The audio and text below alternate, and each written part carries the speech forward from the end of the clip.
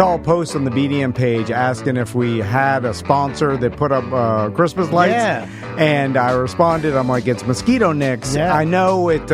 They do awesome job. They handle mosquito bites and lights. Yeah. That's them. Yeah, and during the colder season, the holiday season, they started doing their holiday lights program, and it's awesome. They store the lights for you. They'll put them up. They take them down. Yep.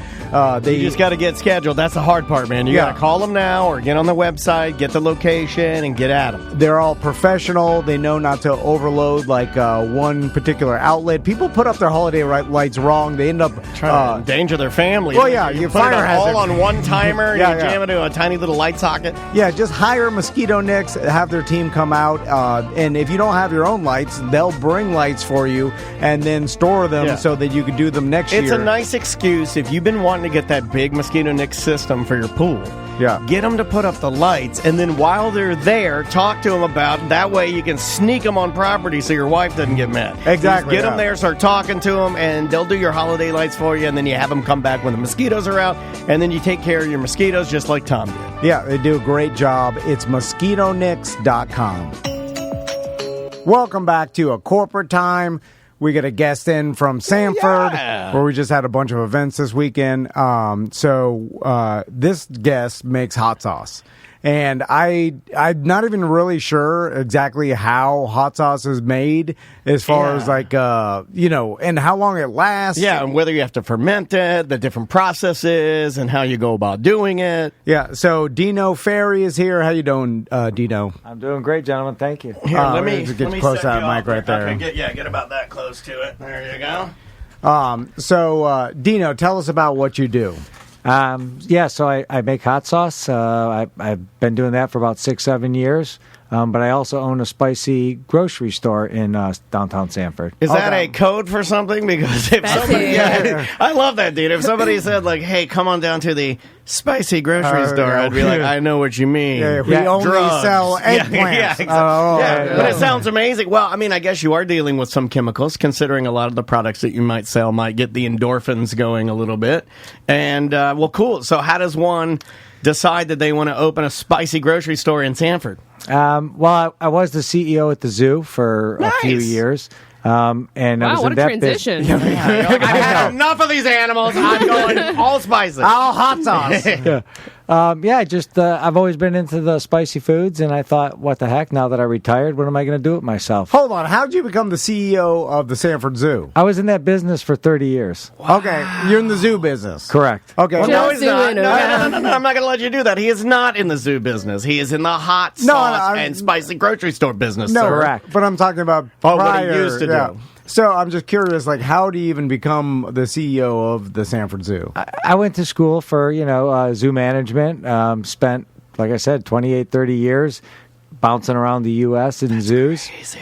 I didn't know there was a specific management category for zoos. Yeah. Of course there is. How else would parents bitch? You come home from school and they say, what are you majoring in? And you say, zoo management. My dad punches me square in the face, right? Yeah, man. Were they is it like that? Yeah. Because it's a little artsy. Oh, yeah. It's cool. It's very cool, but there's no money. Yes, it's a little artsy. It's like when I came home and said I wanted to be a pro drummer. My mom almost passed out. Yeah, there's no money in it. Well, I mean, I bet it's competitive, too. It is very competitive. But there are plenty of zoos around the country that I'm going to tell you right now, lots of money, right? Zoo business seems so difficult to me because you got a bunch of people that love you, but at the same time, you got a bunch of people that hate you. Oh, yeah. It can be a PR nightmare. Yeah, because you're trying to do good. Your intent is to protect animals and share them with kids, right? But then you got a whole group of people that's going to super glue themselves to the door. They're trying to protest. Well, it sounds miserable. I'd go straight for the hot sauce. I'm going out of it, go right to hot sauce business. Well, I have always said that,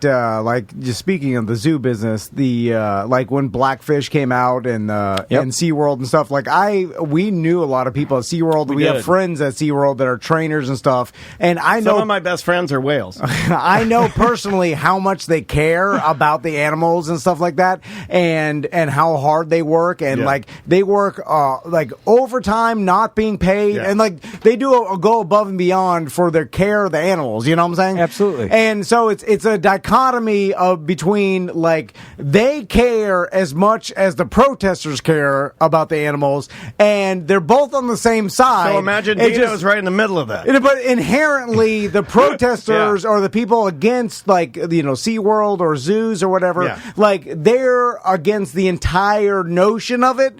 And then the people that work and care for the animals are like, okay, we get you're against the entire notion of this, but we have to take care of these animals to live day to day, and we are making their lives the best possible. A lot of them cannot go back to the wild. So it's, it's just it's not an option. So they're both on the same side of animal care. Yeah. It's just and smack dab in the center of that is one man who just loves, he just loves spicy groceries. And then anyway, bringing it back. Yeah, and he just wants. That's my job. Like he and I do a dance here. We were actually supposed to be plugging how good our beer fest was, but we've lost that. As I got confused, and now we're just jumping right into to zoology and spicy groceries. Blow your taste buds off. Well, I got beer hot sauce I brought just in case you guys partake. So I love hot sauce, but somewhere along the line you gave it up, didn't you, Tom? Well, I didn't give it up. I still eat hot sauce. I got to where I was eating hotter and hotter hot sauce, and then at a certain point, I realized this is killing me. Well, not killing me. It was just he was drinking bottles of Matooks. I started. That's a solid sauce. I think, absolutely, man. West Indies sauce. That'll get you too, man. It's Scotch bonnets in that. Scotch bonnets. Yep. Yeah, I was like, this is too hot at a certain point, and I'm putting it on too much. Well, dude, he was using a half a bottle on like a salad. I thought a it was lot of Matooks. Yeah, that's a lot of Matooks. So, Dino, I'm curious. You're the CEO of Sanford Zoo, and was hot sauce always just a hobby of yours? Yeah, it was. I had some issues. I got out of the business for a couple of years. When I got out of the business, I started the hot sauce business. When I got out of the zoo business, so I started a hot sauce business. As soon as I started that and got picked up by Tijuana Flats, one of my very first sauce, I ended up getting sucked right back into the zoo business. How does that work? The rhinoceros. How do you say that? How are they plural? The monkeys they called. They're like, this is the best goddamn hot sauce I've ever had. We need this man back. Back into the zoo business. I was out of it for a couple of years. Just took time off. Started hot sauce. And your company's name is Hotter Than L? Hotter Than L. Yeah, I've had a lot of your sauces. A pleasure to finally meet the person I have It's been on Hot Ones. Yes, it's there's different styles, but sometimes they wander here just like beer. Hot sauce people share. So they'll bring it by and go like, hey, I had this sauce. I got an extra bottle here. Dan, try this. And well done, man. You got some good sauces. Thank you. How'd you get on Hot Ones? How'd that happen? It was a lot of pursuing on my part. A lot of pursuing. Were you annoying the Hot Ones people to the point where they're like, just get Hotter Than L on here? What do? You just mail them hot sauce? This guy's an annoying zoo man. Get him on the show. It was a lot of sample sending. Persistence.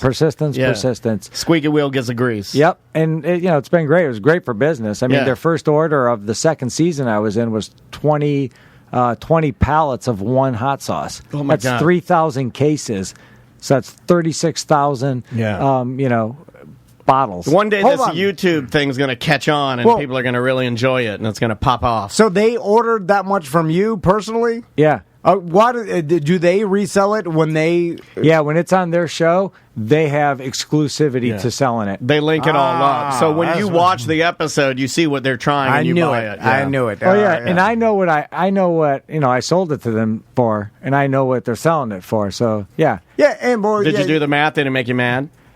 You know what? At first it did, but... Since then, the residual, orders I get from it's huge. I just sent six bottles of one of them out this morning to somebody. That's great. Well, because I'm sure it's like, well, yes, you see how much you sell to them and how much they're selling it, and you could do the math, and you're like, well, they're making this much money, which is insane. But it's like the opportunity to get on that big of a platform and that many views. It can only do good for your brand. Absolutely. Plus, you want that much hot sauce out there so that people have that in their house. sauces, and that's a good thing about hot sauce is it usually stays around your house, and that brand is in your refrigerator or whatever. It could be for years. Like I've People got are some very hot personal sauce. about it too. Oh yeah, for sure. Like I've got some hot sauces in the back of my refrigerator that are 2-3 years old. Yeah. Like I can still use them too. I'm like, I like them older the better. Get them in there. I like them when they've dried out. I add water back to them. Well, maybe try to use them again. It's Put probably some vinegar in there. Shake it up. What other sauces you keep that for that long? You know, like not that too. I keep not fire many. sauce for that long because I love Taco Bell fire sauce. It's one of my favorite.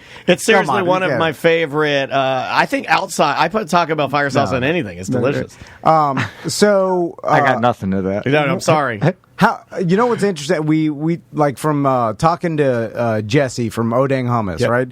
And he talked about like scaling up, recipes, and that's a science in itself that I didn't even realize. But when you start to scale something, like say you make your own barbecue sauce, right? And you're like, this is like everybody loves we had it. a very spicy barbecue sauce that we made one time. And then so the difference between making a gallon of it and making 100 gallons, all of a sudden the recipe has to be changed in a certain way. It can't and it's just not one equals it doesn't, now. yes. It's 100. It doesn't work like that. Yeah, that's a weird thing that I didn't realize. You got to keep trying it because some flavors expand, some flavors are too harsh. It's like I don't. You put the same amount of cumin in there, it's still going to taste the same or something. You know, it's right. Yeah, if you use one cup of sugar or like salt per gallon, it's not like you use 100 for 100 gallons. It changes. There's a lot of trial and error in there. Yeah. And then you have to bring in a person that specializes in scaling things to get the recipe right. Like that's difficult.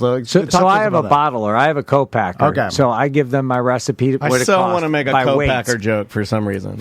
I'm sure you do. Yeah. Don't listen to him. Just power through, Dino. Yeah. Thanks for derailing me. I'm so sorry. So they do everything. I give it to them. I give it. Everything is in weights, grams. They figure it out once they get the recipe like I like it. Then they extrapolate that to make 80 gallons. They do all the math. Crazy. They have a computer program. It does everything. And do you have to like zip in at the end and be like, all right? And they were taste test. We did the conversions. We think we got it right. And then you got to get a little on your finger and do it old school. They go the whole way. Yeah. I get samples of everything, the whole process. They're up in St. Augustine. They're one of the best on the East Coast of the U.S. Crazy. Yeah. They're not connected to the pepper store out there, are they? No, in any way? not at all. Because I know that there are like novelty shops that pop up, but you seem to take it a little more serious, and I appreciate that. Yeah, no, I do. It's I have 47 recipes, and I have my 13th being made this week. Actually, produced. It's an Asian hot sauce with rice wine vinegar, cucumber, That sounds delicious. wasabi, Thai pepper.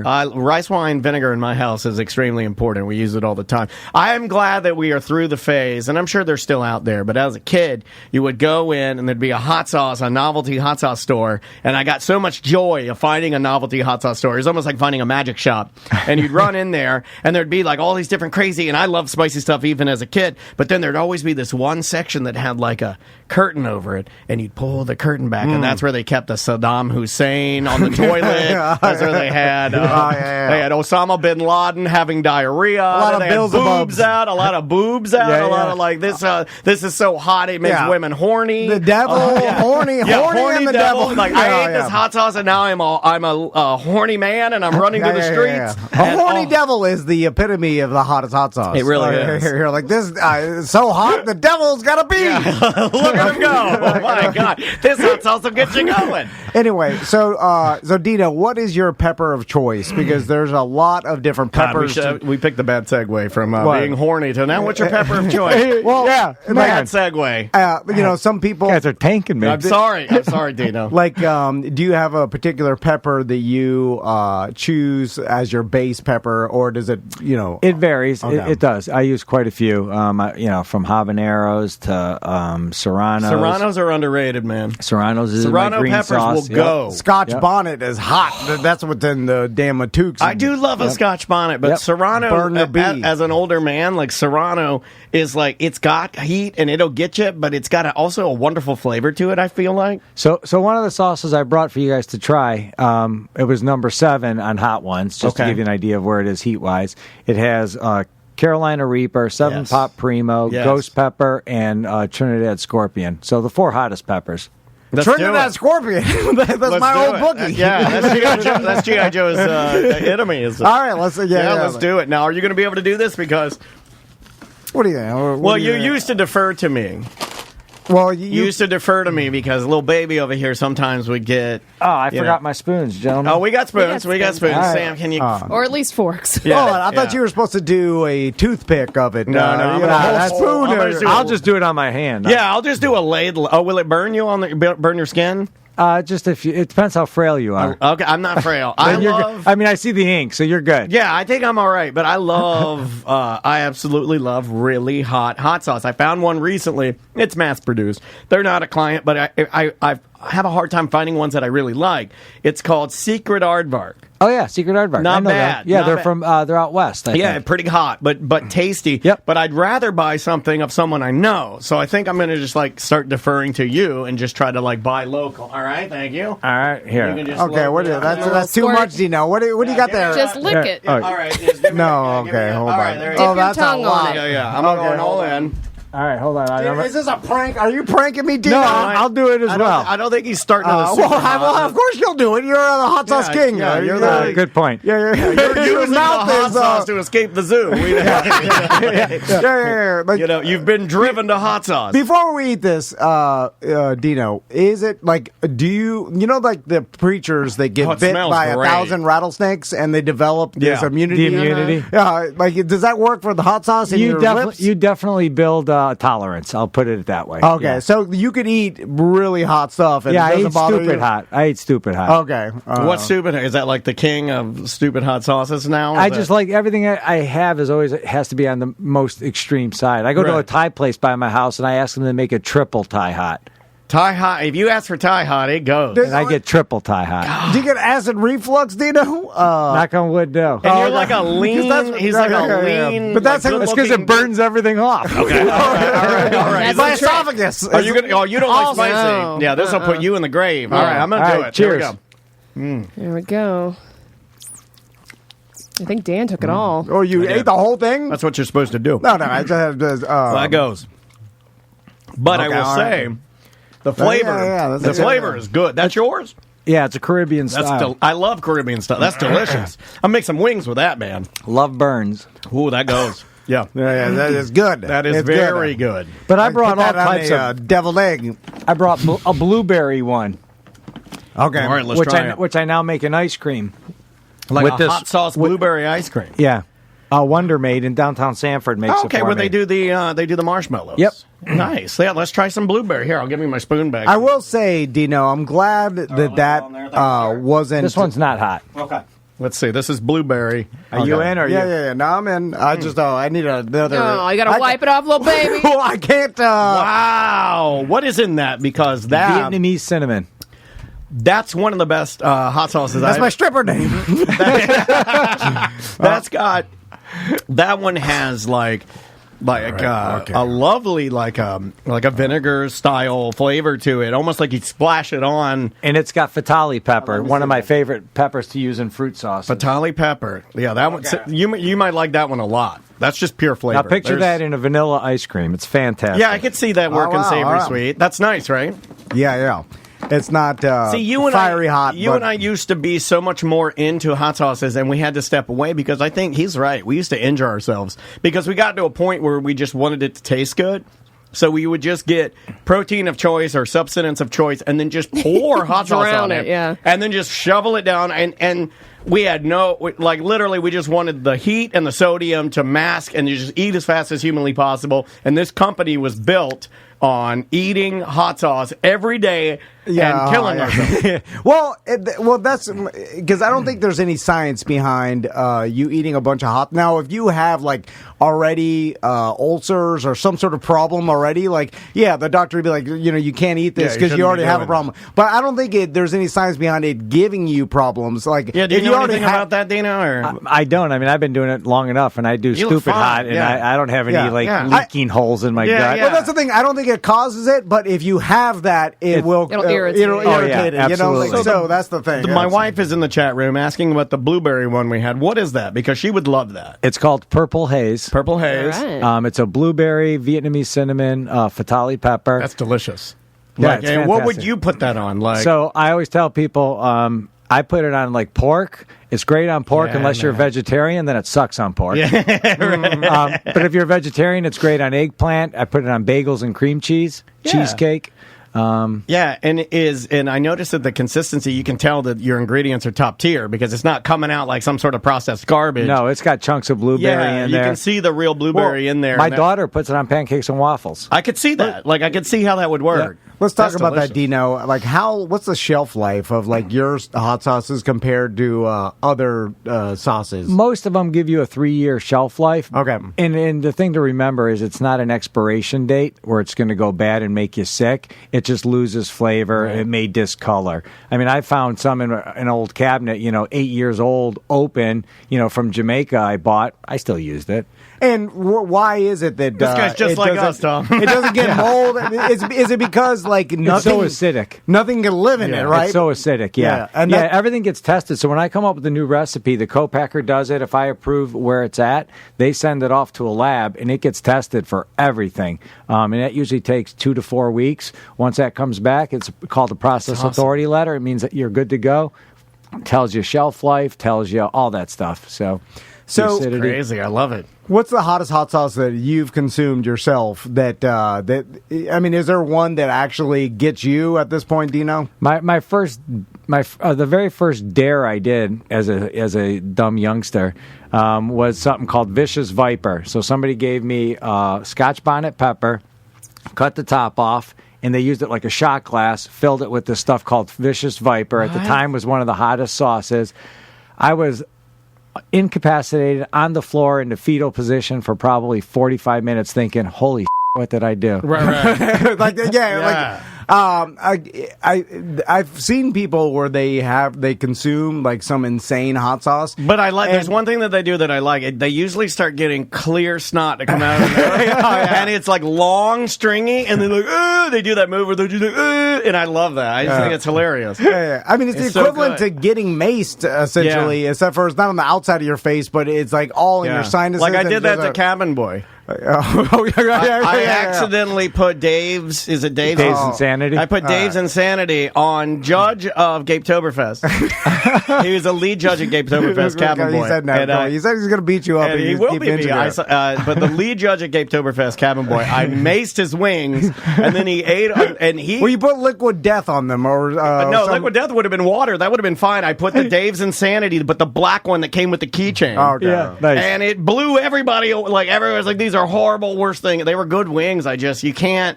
That kind of stuff. You're supposed to add like a little bit to like some chili. Yeah, right? moderation. Yeah. Like, is there a point where, and I feel like we were there a couple of years ago, where everything had to be hotter and hotter and hotter, and I felt like no one was going for flavor. I will say that first sauce you gave us, it had some good heat, but the flavor was really delicious. And you said that's more of a Caribbean style sauce, right? Yeah. So for me, I always tell people, it's all about flavor first. If I make someone cry, it's a bonus. Okay. I like that. You know what's funny is like Even like this. This is a first place award winner. This is the beer one. It's Is made it- with Bold City Brewery's 1901 roasted red ale. May I try that? Is that super hot? It's no. It's hotter. It's hotter than the blueberry, but it's way less than this. All right, here we go. like now more than ever, like even they tried to make the one chip challenge and all man. these social media things that they've really That's commercialized into. So you got something. So, like that. so I know we won't have time, but if I ever come back, we'll do this as a group. It's a challenge. You split it up and you just keep eating until you tap out. Well, we might have to do that. Hold on a second. Tom likes a good challenge. We have to plug the one you just gave me because that's the consistency of that, the way that you can taste the actual ingredients, like the chunks of what's in that. That was delicious. So it's got the pepper, it's got chunks of garlic, onion. You can taste there's the carrot. garlic. Yeah, that's and then delicious. you get the beer right up front, that roasted red ale. It's got roasted red tomatoes and red habaneros. That must be the one they were mentioning in the chat room about, like, it's got carrots in it. That's delicious. Yeah. God. I use carrot as my sweetener in all my sauce because I don't have. I should have said that. There's no sugars or sweeteners in any of my sauces. Oh man, that's fantastic! So it's all legit. So you're trying to get it from the back end from your fruits and veggies you put in there. Great. It seems like hot peppers or what, like the Scoville unit of something. There you go. Because man, that has a lot of garlic. I am a stinky boy now. That is delicious. Yeah, but the vampires will stay away. I know, right? Every once in a while, you see a guy like some giant biker get tased, that'll just rip the tasers out, and like oh my god, it doesn't affect him, right? But with the hot sauce and the ghost peppers and the hottest peppers in the world, they'll get like seemingly the toughest guy in the world to eat the pepper, and it'll drop him, or basically, I mean, his body will. He can't control the snot and the tears and the heat.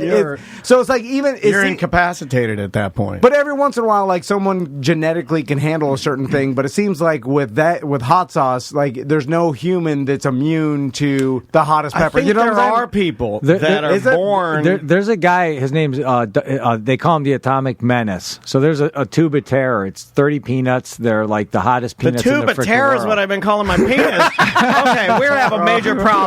We have a major problem, Dino, because I've been calling my penis the tube of terror for the last 35 years. And then he could eat it all and not have a problem? Well, yeah, so he has the record. He ate 26 of these tubes in one sitting. Jesus. And most people can't eat a tube. Most people can't eat a half a tube. And then it just doesn't bother him as much? I mean, you see him in pepper contests on like YouTube or various shows, and he's just...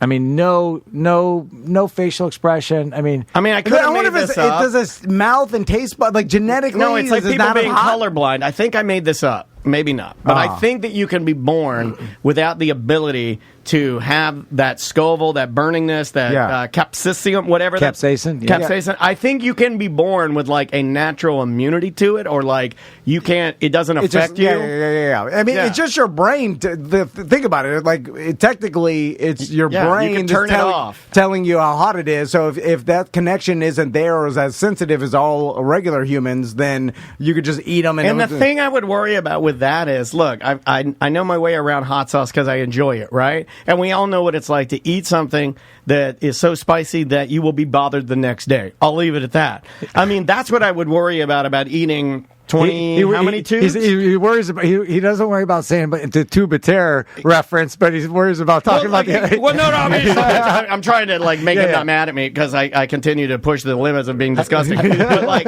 it's like, I would worry that you would hurt yourself, like need to go to the hospital or something, where it's like, man, you should not be, 26 of these is not something people should be doing. You have irritated the lining of your stomach. Oh, I'm sure there's some downside to it. Oh, I'm sure. Yeah. Well, because when you eat something insanely hot, if you ever have insanely hot wings or whatever, like, it gets you twice, and if without being disgusting, I hate the second time. Yeah. So that's first time is fine. Second time, I don't know, man. Well, it was can't be splashing milk back there. It was still hot going through my whole body. Like that. Was that good? Yeah. Like I know, like your intestines, your stomach, they made for this, and it's like it doesn't have it can't tell the difference between whatever. But it's like, is the amount of acid? I don't know. Do you have one more that would really blow one more sauce that would? I've had those. I like those. Yeah, these are great. Ghost chips. Yeah, the honey pepper ghost. Did you have one more sauce? Is that like the one chip challenge with a whole bag of them? But it's not as bad as the one chip. So this is my hottest sauce. Can I try that? But this is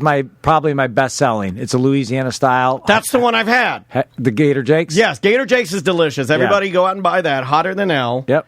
And what's the best way for people to buy your sauces? If they downtown Sanford, Spice is nice, 106 South Palmetto Avenue. But if you go to my website, hotterthanl.com, there's several places listed where to buy it, where to find it. I want to try your hottest. I want to blow my face off before you. It's really not a whole lot different than this, in my opinion, even though there's a lot more pepper in it. I like... my lips are numb. Ever since that first one. Well, you took a break. I haven't taken a break. Get it chunky on there. Thick. Yeah, get it thick. That's a thick boy right there. You want more? Yeah. Load it up there. There you go. Yeah. Load it up on there. So I always tell people this one's really thick, so once it's in your mouth, you're committed. You ain't getting it out. It's stuck. Hey, that's what she said. Daniel does have the ability. I'm setting you up, Dan. Yeah, I love it. He's tougher than me when it comes to, oh, man, you ate the whole thing.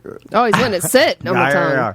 Like, I don't know why you do have the ability to eat hotter things. I've than I always do. had it. Yeah. Which is dangerous with IBS. It's probably, it's like, it's literally like I'm the blade of toilets, like I run between worlds. That's really, but you still have flavor. Yep. That's not, you're right. It's very similar to that. You didn't, you led me right. I like this one better because there's the 4 peppers. They all hit at a different point, so the burn lasts longer. Ooh. This is a salt once. That one on the back end, though. Oh, he comes in late. It comes in late with a buzzer beater at the end. Holy moly. That's good, though. Dino, how many different brands of hot sauce do you have in your shop? Oh, gee. Brands probably around 70, but I probably have over 250 sauces. Because so all far. different styles. Yeah, because like my brand has 13 sauces. Okay, yeah. So, and then who is like because a lot of these are like Making my considered nose run. craft hot sauce, right? It's Yeah, like, yep. none of them are like big hot sauce. I right? mean, I do carry some of the Tabasco, some of the Cholula, because they still have some good quality What's your stuff. best big boy hot sauce? Like, you're in the game. I got a cabinet with almost everything in there. Tom and I we like Valentina just because. Yep. I mean, for tacos, it's really getting me now. Yeah.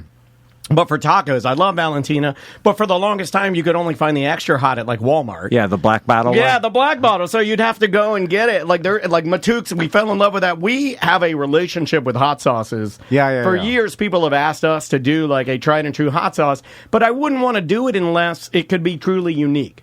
Yeah. It's hard to have a unique hot sauce It nowadays. is. So it's like it's craft beer, right? It's like there's so many. Everything's being There are. done, and everybody likes like different types. I'm really digging the fact that yours is chunkier with the real ingredients. You can taste them. Yeah. Chunky garlic is where it's at, man. That is delicious. Okay, so if we make the craft beer That got me. That's delicious. analogy here, like let's say like Cigar City is a giant craft beer, but still considered craft, but is they're big. one of the bigger crafts, bigger, right? yeah. So what's one of the bigger craft hot sauces out there? Is there anything in comparison to that where it's like they are everywhere across the country, but they're still considered small hot sauce? There's several. One of the ones that come to mind is, and you guys will love the name of this. It's called Pucker Butt. Okay. Pucker butt. Lady Gaga. The guy that came up with, or that has that company, is the guy that created the Carolina Reaper pepper. So he's got He had to find something to do with his creation, right? he does. So the Reaper pepper was genetically modified into its own. Most of the peppers now, like all these super hots, they're all crosses, mutants, genetic modifications, but not. I don't want to say genetic in a negative way. I think it's just crossbreeding. Yeah. When people hear that, and they're like, GMO. What? Yeah. You're changing it. You're playing God with the peppers. You're just crossbreeding different varieties of pepper to create new like peppers. Yep. And then once you do that, like, do you own that in a way, or can you like That's an interesting trademark that question. like pepper? So there's a lot of pepper politics, and I won't get into it publicly, but there are a lot of make peppers great again. Storm the peppers. Where's my white boots? This has a pepper that I think is hotter or as hot as the Carolina Reaper, and I think it's better tasting personally. Now, hopefully, the guy who does the Reaper is not going to listen to this anymore. He won't. Very small listenership. Yeah. We're too liberal because for this him. is Yeah, he's not listening to us. Trust me. He's Sandy Hook all day. So within the industry, there's a lot of back and forth of who's got the best, who's got the hottest, who and was first with the hottest. Is this a ripoff of that? I mean, there's a lot. It makes Do you guys ever put any weights in your? No, I'm sorry. It's a fish joke. I'm so stupid. And then, and do they still do like a yearly competition of like hot sauces? I was just up at New York for the New York Hot Sauce Expo, and they have a big contest there. And then in March, I'll be in Albuquerque, and 2 of my sauces won an award there just That's this past awesome, month. man. So, awesome. Do you get like a medal? Yeah, medals, trophies. Yeah, you guys got to come by the shop. You'll see them all. I will absolutely do that. I love it, man. You can wear the bling. Yeah, put it on, taste the sauce. Well, Dino, thanks so much for coming by. I appreciate it. Yeah, no worries. We'll no worries. definitely love to have you back, and we'll eat some more sauces and maybe do a contest. And I got now stuff and for again. you guys as well. Oh, thank you, man. great. We'll load you up with some stuff, too. I believe we still have some straw hats. And you want to throw I out think we sold those out at the big Never mind, Dino. Yeah. Sorry. you want to throw out your website or anywhere people can find you on social? Yeah, so the hot sauce is www.hotterthanl, that's HOTTERTHANEL.com. And then the grocery is spicesnicegrocery.com. I love it. Great. And you can find all of your spicy snacks right there in historic downtown Sanford. You should do commercials that say, "You looking for the craziest hot sauce in Sanford, Florida?" You should do that. And ain't that right, Allie? I'll have you do that. That's you guys. Yeah, we can do. Dino knows. I haven't played it. Yeah, Dino's like, I go there, but I wash my hands first. I have to wash my hands Gotta first. get Yeah. some bottles in the AirTND. Yeah, that's a good idea. Yeah. All right, great. All right, we'll talk after the show. Sounds Dino. good, man. All right, we'll take a quick break. We'll be right back with more Corporate Time. Welcome back to a Corporate Time. Let's do some voicemail. All right, buddy, if you'd like to leave us a voicemail, two ways to do it. 1-844-TOMNDAN. You can call that number and just talk into a typical phone. That's called the old school way. The new school way is you can get our app. This is also kind of old school, too. But there's a button that says mediocre messages. If you smash that button, it will leave a message. But I think you gotta hold it down. You got to hold it down when you leave the message, and it'll sound something like this. Good afternoon, Tom and Dan and Sam and random guests that might be on the couch. ZJ, thanks for taking my message. Oh, no. Do you guys ever do a courtesy flush when you're in a public restroom? Like, I've decided I'm never doing it again because let me tell you the story that happened to me today. So I'm at the office, and there's 3 stalls. There's the 2 urinals, the 1 urinal for normal-sized people, and the one that are, for M-words. And so I'm in the stall, and I'm doing my business, and someone comes in, and usually I make a noise to let know that there's someone. And we're back.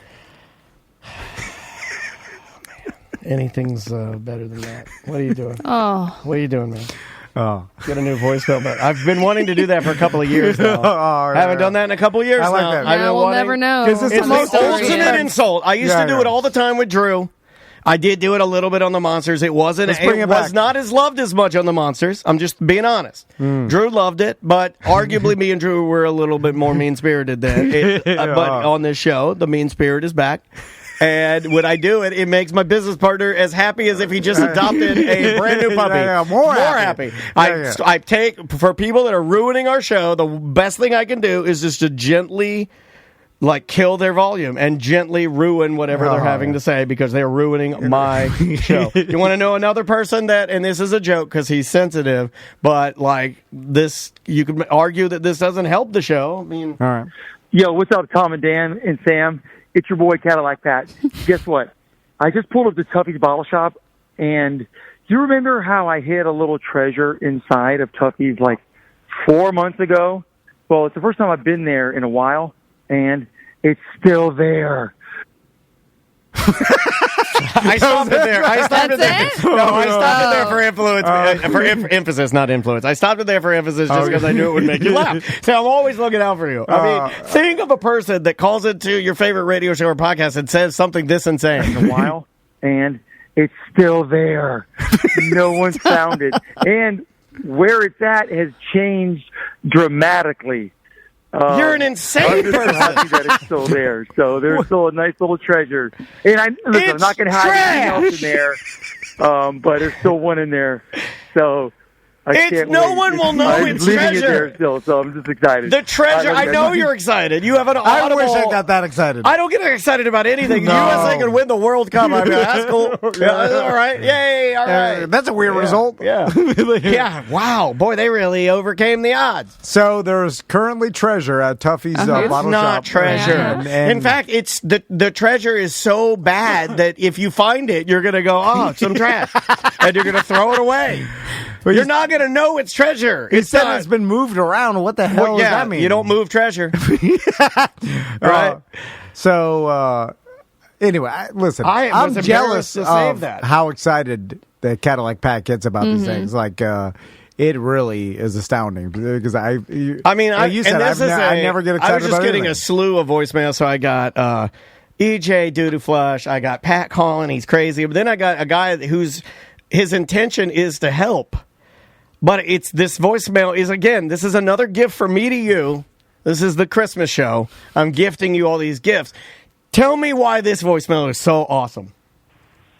What's up, Tom and Dan? This is Pat McKinney, owner of a local sign company in Brevard County. I actually know Tiffany Martin. We were really good friends back in the day, partied with her a lot. Used to trim her mom's bush when I mowed her mom's yard back in the day. Why would you say You love that? 90s. I've lost They're faith over- in humanity. These are 3 back-to-backs. It was like cacao. What are the But people? anyway,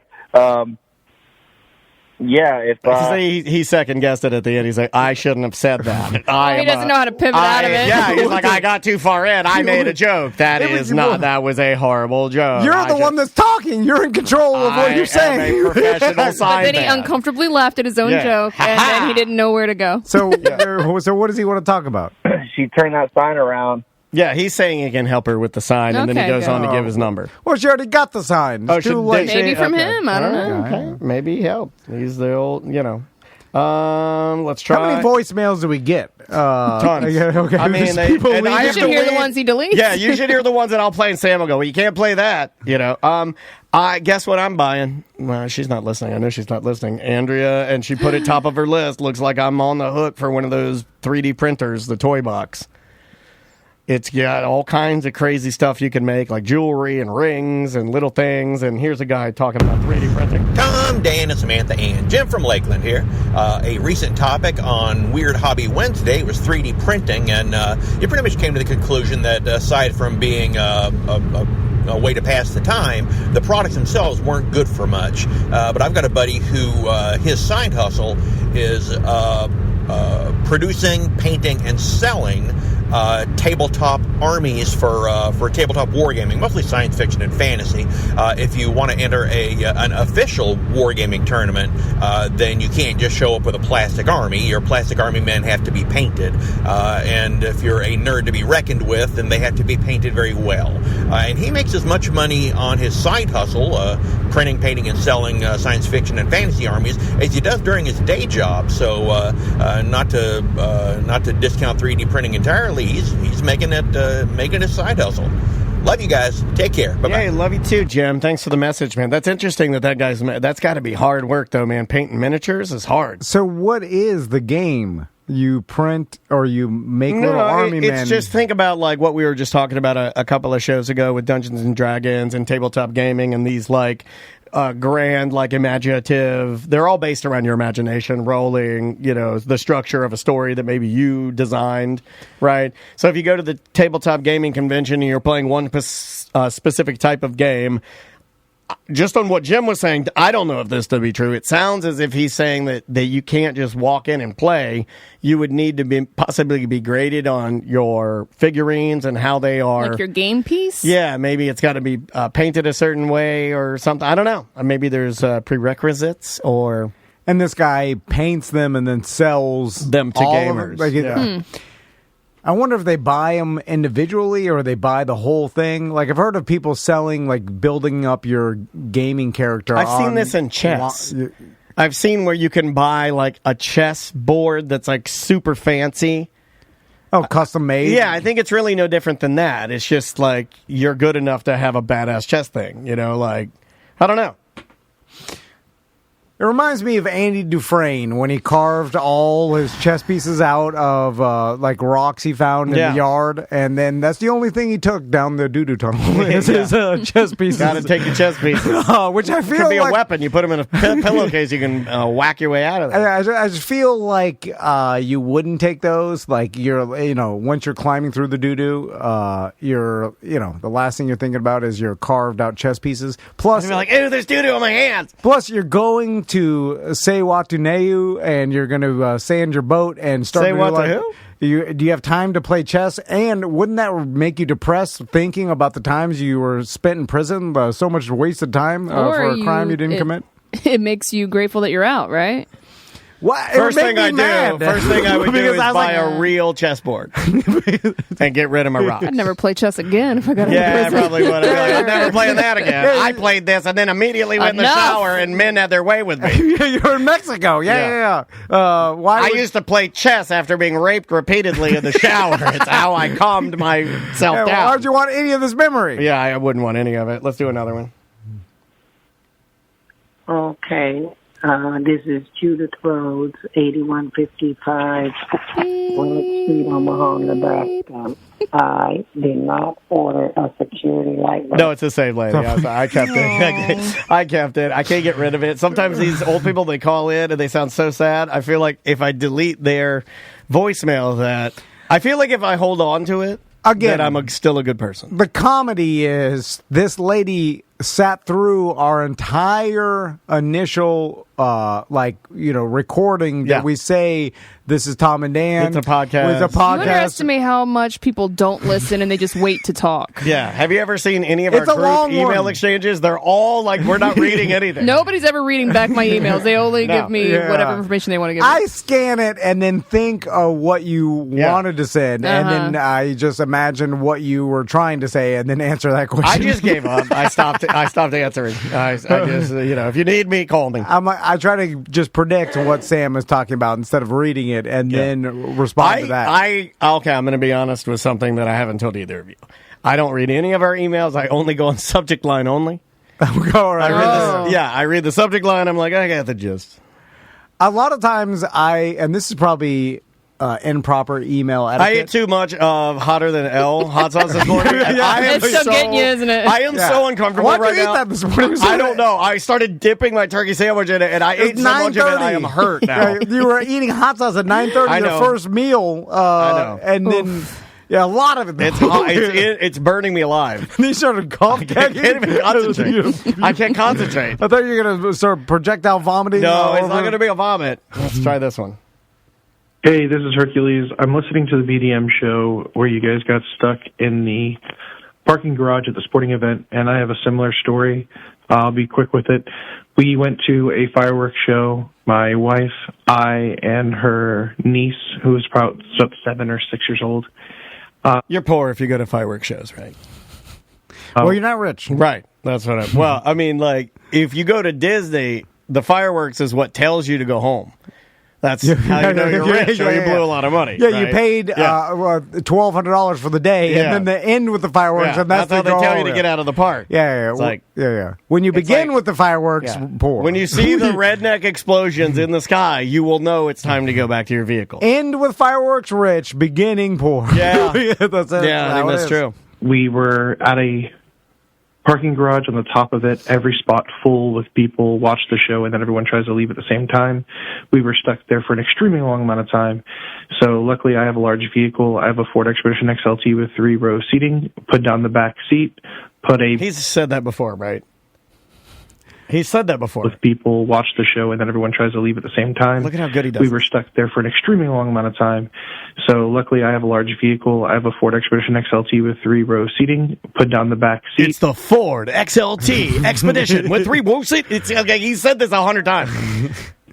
Put a trash bag inside of a cooler I had, and luckily she had a little bit of privacy, was able to use the restroom. If it wasn't for that, there was no bathrooms. I'm not going to let any kid or my wife pee in a bucket in my car. It's just not. Wow.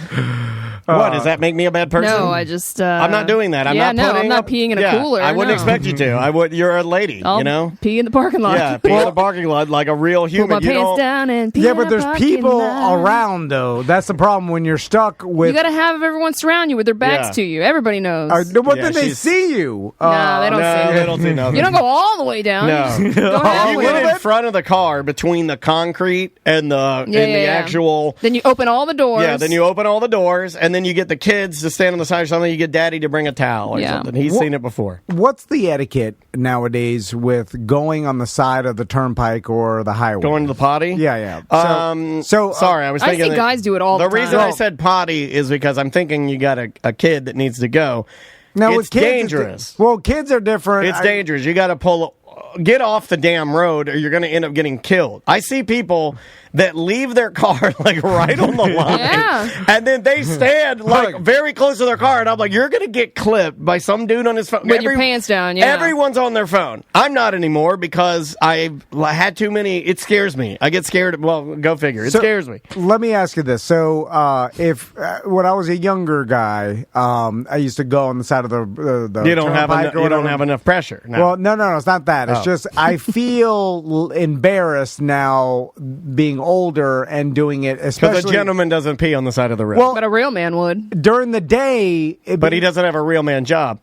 Standing out there in boots, jeans, an orange vest, UFOs and a short white, shorts. you got a white, construction hat on. Sure, you pee on the side of the road. I'm like that's expected. So the here's the problem. But Tom looks like when my wife pulls off. I've done this before. She pulls off, and then I open the passenger side door, and I'll leave the passenger side door open, and then basically go in like the corner right under the speaker. The passenger right under your car. like yeah, that. everybody knows you aim for under the speed. Don't splash on that. But people from behind can see me what I'm doing as they drive by. Now, no, they can't. Well, they can see my back. No. From far away, I think you can. If you're parallel, you see the door open, and you see a guy who's like, "Oh, he's going." Maybe you got to go in between the two doors. Open the back door too. Okay, and then you stand in between the doors. Yeah. That way, you have a door guarding your back, so people won't see things hanging between your legs. But you don't have a big leg gap, do you? No. Are your legs? My legs? He's got sticks. I got sticks. So you got a gap. You probably got a gap. I probably can see you from behind. Here's the weird part. I have two stick legs. I don't have a gap because I got like cycling legs. And my I have to every morning. I have to put a little bit of popcorn butter between my thighs. I have two stick legs, but somehow they still rub together and rub holes in my boxer briefs. Then you got the gray. No, I don't have the gray. Do you have big cojones? Boys? No. He's been dying to ask about the size of his boys. No, it's down. It's like it just rubs holes. But your thighs don't even touch. I know. They're near each other. You know why? That's what's weird about it. You know why? What is oh the my holes? God, I know why. Dude, when you shave it down like a baby, you get that sandpaper stubble, and that is what's happening. You're shaving your inner thighs. That's on the top. You're shaving your inner thighs, and you're sandpapering your Nike Pros. No, you're sandpapering your Nikes. I don't shave my thighs. Yeah, you do. Let me see your thighs. Your inner thighs. I'm talking. I'll show them to you. Pull all your pants down all the way and hold your D and B up. And they're hairy. Pull your D and B up all the way up to your stomach and show me your soft white thighs. No, I'm not going to do that. And let me run my finger on them. I'll pull my shorts up and you can see them. But, I can't do that today. So we have to do it on a day when both of us can do it. Let's we gotta go. All right. Probably a good thing. We hope you enjoyed today's program. If you'd like to donate to help the children, you can do so at tomanddan.com. Yeah. We're on, and if you want to become a BDM, you can sign up for more of the stuff. Yeah, it's all right. Get the stuff. Sign up for the stuff. tomanddan.com/registration. And Sam's got a podcast. Support that too. Yep. Go there. She's got a Patreon. She gives you free shows that are like really curated, informative, shows about like conspiracy theories. You could check that out. Semantics. You heard about this? One. Yep. I was just waiting to see. Do they know the names of my shows? I was waiting to say one. I was just giving a dramatic pause. You heard about this? One. Okay. Oh, bye-bye. Welcome to A Corporate Time with Tom and Dan. I'm Tom. I am Dan, and I hoard baseball hats. Yes, we'll talk about that. We're going to talk about that at another time, but I have a baseball hat problem. If you want to see an Orlando Solar Bears game with Daniel, he's going to be out at the Solar Bears game on Thanksgiving. I am going to be out there. Should I start bringing my excess hats like I used to and give them away to people? Yeah. I'm Little Hat Dan. I'm Little Hat Dan. Would appreciate it. So you can go on tomanddan.com and click on the Solar Bears link and get your tickets in section 118. Yes, sir. I'm going to be out there Thanksgiving. Come join me. And then the 16th, all of us are going to be out there, including some of the friends of the show, I think. I think we've got Bustecker out there. We've got Brendan out there. Who I don't know else? if they're at that game. Not It might at that be one? Another one in December. Another I one in think. December? Okay. Well, I'm going to try to go to that one, too, because they were reaching out to me.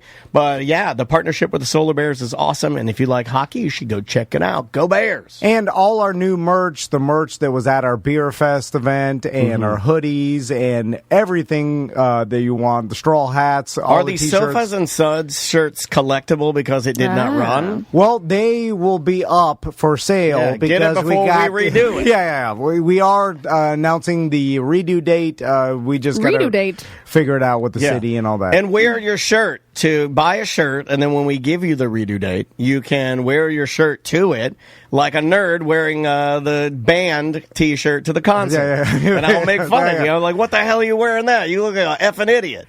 So we'll announce all that when that comes. But you can go and get your merch on Monday. All that stuff is going to be put up. That's Cyber Monday after Thanksgiving weekend. I still think of cyber sex whenever anybody says cyber. Let's do some weird job. Tom wanted to do a bit. He called it Weird Job Wednesday. Dad really likes it. Tom says that's bullshit. It's another Weird Job Wednesday. What are you doing? What is your job? Are you neat? Are you tidy? Or are you a fat slob? Do you make lots of money and you sit up in your tower looking down on all the people who are working by the hour? It's a Weird Job Wednesday. Just another Weird Job Wednesday. Oh yes, it's Weird Job Wednesday. Just another Weird Job Wednesday. Thank you, Tom. Thank you. Weird Job Wednesday brought to you by Streamline Florida. If you're looking to buy a house or anything to do with their mortgage, they have this thing called a temporary interest rate buy-down, where basically you can get 2% off your interest rate temporarily. You can buy it down. Buy it down. You've got to buy it down. If you're looking to buy a house, especially in this market where you have negotiation power, because no one's buying right now. Nope. So you may be able to negotiate your house price down, get that temporary interest rate buy-down, and then refi out of it once things turn around. So rectify themselves. Indeed. Just talk to Streamline. They're great. So we've got who now? Andrew on the line. Andrew. What's up, Andrew? How you doing, man? How you doing, Daniel? Or do you like Dan better now? It's hard for us. older friends. Daniel is fine. I went OG. to school with Andrew. And, really? And you had been wanting to talk to somebody who is a structural engineer, and Andrew is in my hometown of DeLand, and he shot me an email and said, hey, I can try to help you guys out as far as, like, understanding what people would do. You know, these horrible, hurricanes roll through back to back and change basically the topography of where we live now. And we got houses falling in the ocean, and Andrews thought he could answer some questions we might have. Well, before we talk about that, I want to talk about Daniel in high school. All right. So how was Daniel in high school, We didn't Andrew? date for that long, did we, Andrew? We only dated, I want to say we only went out for about 6 months. Were they bullying him good? Oh, yeah. Bullying him. Yeah, I mean, we had to keep that undercover because it was the early 90s. So I got bullied. I got stuck in a barrel. They rolled me down a hill, stuffed in a barrel. I've seen the cartoons. Yeah, Matez Hoskins bonked me on my head, broke my elbow, threw me into the locker. Yeah, it was just a fun time. So Andrew, go ahead. Daniel was a year before me, right? You graduated in 94. Yeah, I was 94. You were 95, right? Yeah, 93. I'm a little 93. older. You're a little older. That's right. Yeah, I remember Daniel was like a star drummer in the band, which was definitely the coolest kids in the band. There you go. That part. Yeah, but that's not saying much. That's like, yeah. All right, so he's the coolest kid in the band. I was looking. All right. I'm with the band.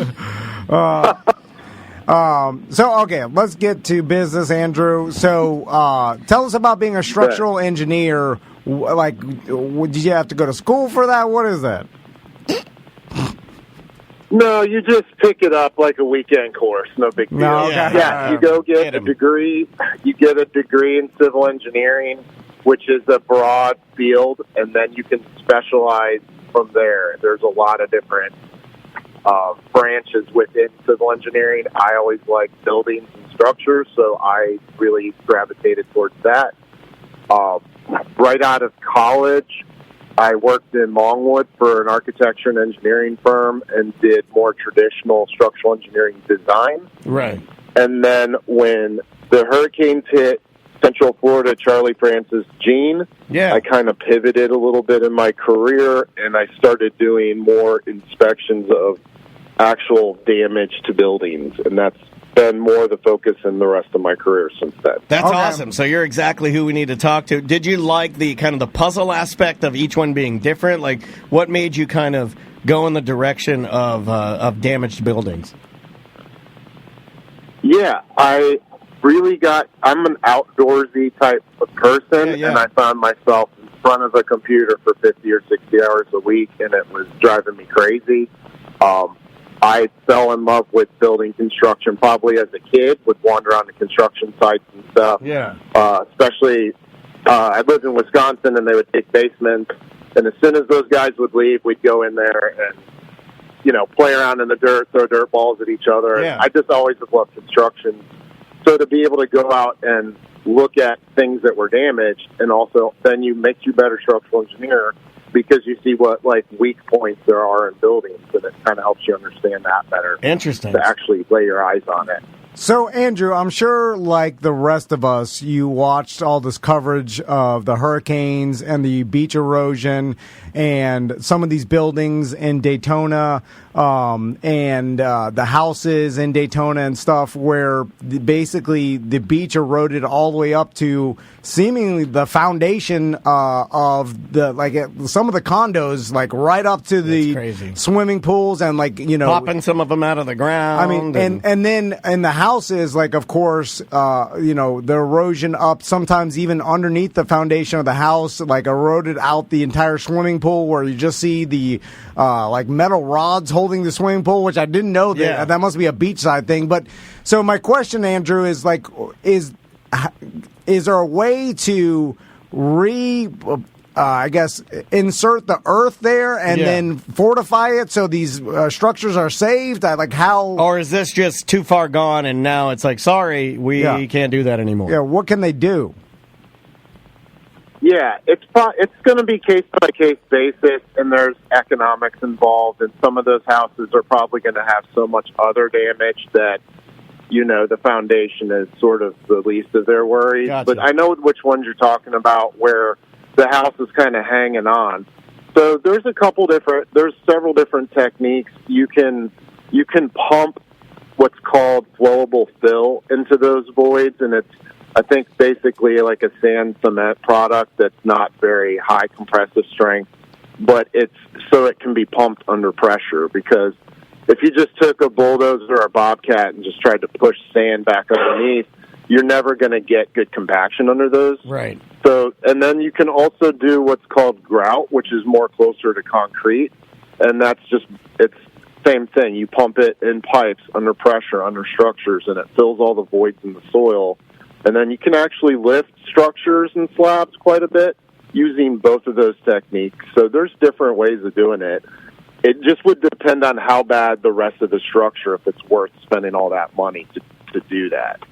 Wow, that's interesting. We didn't know if you had to bring... Does that make any sense? Yeah, it totally makes sense, because I've seen some of these people, they even have commercials for them where they, I feel like in a small way, the people that come out and they level your driveway. Yeah, they pump the thing and then it lifts up. And that's really cool. They do that here in Baldwin because we have so many old trees, and I know you have this too in your front yard because you have these legacy trees that have been around forever, and they use it to kind of... level out things. Yeah, level it out. That totally makes sense. We just didn't know if they needed to bring in, actual truckloads of earth to kind of rebuild the beach back, or is that even possible? Or well, they will do that once the structures and the seawalls are all saved.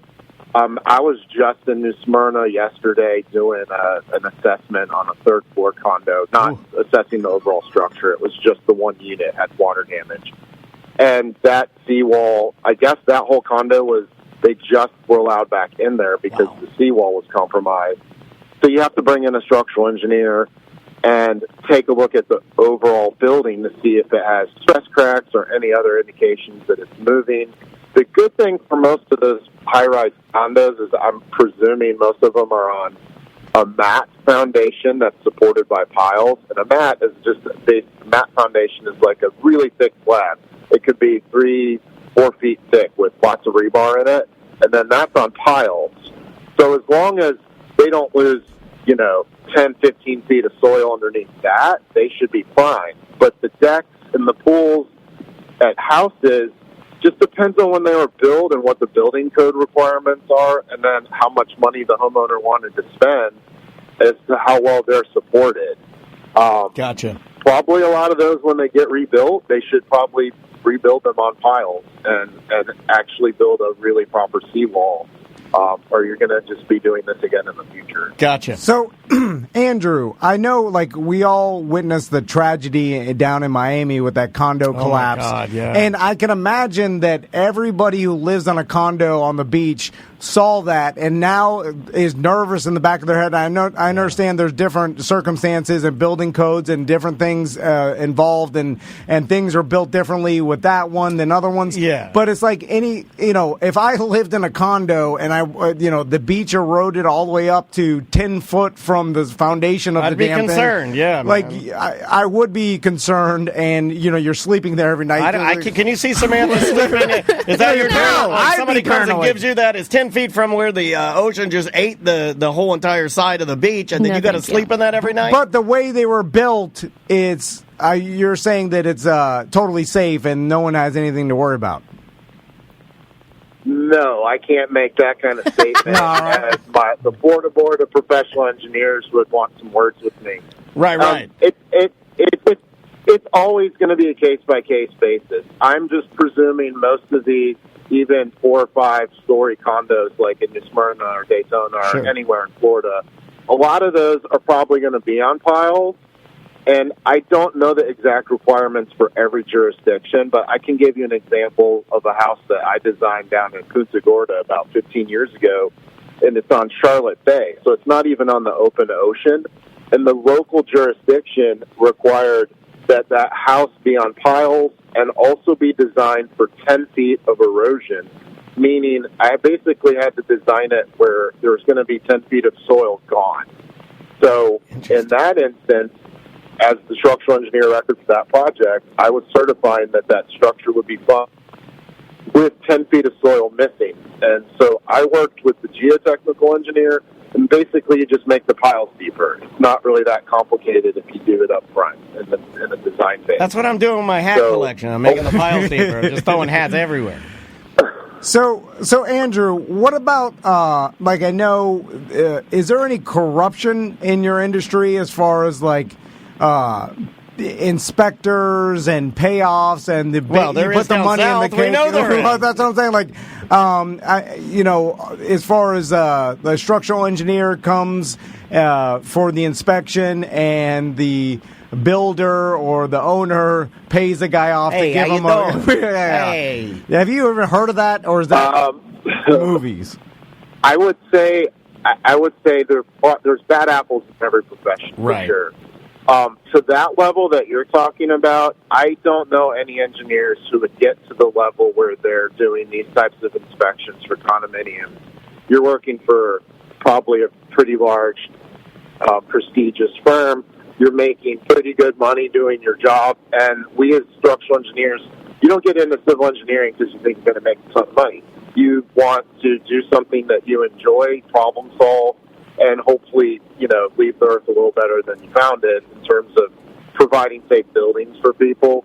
I'm sure it's happened in the past. And now if you're going back to the 70s or 80s when that condo was built, and you watch a documentary like Cocaine Cowboys and all the corruption that went all through Miami, who knows what happened back then? Sure. So, that was a different time. Andrew. So he gets so big and he gets so commercial. At some point, the riffraff just can't be there pardon the pun, but by design, it can't be there because that's not the way it works. And I could see that when you're building for the biggest of the biggest companies, you're also part of a big company. if you issue a report and you sign and seal it, you're taking professional liability for it. Right. If something goes wrong, you could lose your license for life, and you have liability insurance, and you get sued out of business. Yeah, So that was my next question I think for on you. a very Sorry, that was my next question for you. Is like signing off on stuff. As a high anxiety person, but I also trust myself. When I tell people I'm going to do something, I'm extremely trustworthy, and I trust in my own calculations and stuff. But it's given me a lot of anxiety in my brain thinking that I'm signing off on some new condominium, and then people have to live there, and that's their dream home, and I'm like, whoa, that's a lot. Well, doing what I do now, which is more doing inspections and evaluations of existing buildings and providing professional opinions, it is a lot less stressful than if you're a design engineer. And when I still do some design, but when I was designing larger projects, yes, sometimes in the middle of the night, before a job goes out, you're wondering, oh man, did I design that connection? Right. Because on a big building, the structural engineer is responsible for every piece of rebar, every bolt, every weld, every column, every beam. There's a lot that goes into that, and we strive hard to not make any mistakes, and mistakes can still happen. And you're not putting in. It's interesting too to think that you're designing it, you're putting the rebar, you're making the plan, but there would be absolutely no way for you to control everything being installed. I mean, that's out of your hands, right? So you've got all these other people putting things together, hopefully at your specification. You got it, and we try to work hand in hand with the contractor. So if they have questions in the field, they'll send requests for information, RFIs, and we try to, review shop drawings, and we're involved in the construction process, but we're not there inspecting. That's definitely not part of our job. If we go to the site, it's more to just observe. But yeah, it's nerve-wracking, but luckily our industry overall has pretty high standards when it comes to construction and engineering. So yeah, that was really sad, and I look forward to the full report. It's going to take a couple of years, I read, to do the full investigation. Oh, man. So, and somebody in the chat room, too, and Andrew, tell me if you agree with this. Somebody in our chat room just said, I work at a civil engineering company. Lots of millennials keep quitting because they can't handle the pressure. Oh, I like how you throw in millennials. Yeah. Get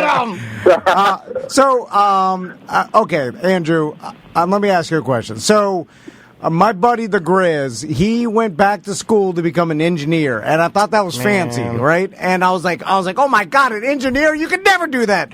And then he did it, and he drives trains. And then I was like, oh, he became an engineer. I always thought that was like had something to do with blueprints and whatever. And then you always got a tube with some sort of paper rolled up in it. And you got a pencil behind your ear. Fast forward, and I'm virtually certain that 99% of his job is sitting in his pickup truck at a construction site. That's good. All right. Eating Jersey Mike's for lunch and listening to sports AM. He gets it Mike's way too, so it's juicy. It's wet. And then every once in a while, he gets out of his truck, puts on his hard hat, and then yells. Washes the onions off his fingers. And then he goes in there and he's yelling at some guys on the roof. He's firing down the hot mop. He's Frank Rizzo on the case. And then he gets back in his truck. And then, so anyway, how much of your job is sitting in your truck?